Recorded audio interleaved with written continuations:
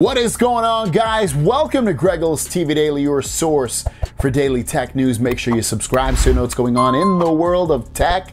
How is everyone doing? I hope you're having a fantastic day. We've got a great day of tech news because we only have one story today, and it's really more about going through the Galaxy S23 Ultra and some of the things you should know or expect. If you haven't been following along through the last few weeks, some of this will be reiteration, some of this will be some finer points about the device overall, and let's just talk about it. So the Galaxy S23 Ultra, first of all, we've heard it's going to come out kind of early. One of the news reports is putting out that the launch of this phone will be in the first week of February, and then from there it will launch 2 weeks later. So you're looking at the middle of February for the most part of when that would come out. So that ends up being somewhere about 3 to 4 weeks earlier than usual, which if you love to get phones, really quickly and not have to wait so long, that's going to be a good thing. Or if you're in need of an upgrade, I should say, for your phone, then that's another good thing that's going to come out. So yeah, an earlier release date, earlier launch than usual for the Galaxy S23 Ultra. Another big one for me on this one is worldwide.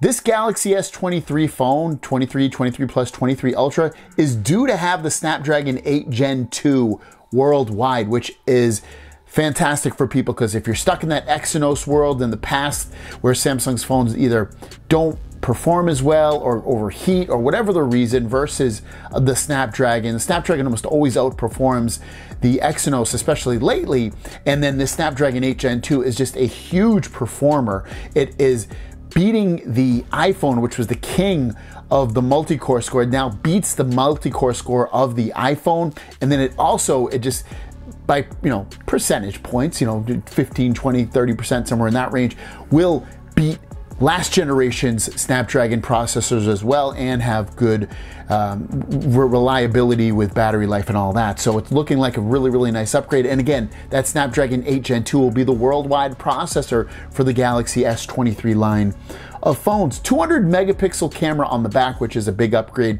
from, at least in megapixels anyway, it's a big upgrade versus the 108 that they've used the last few years.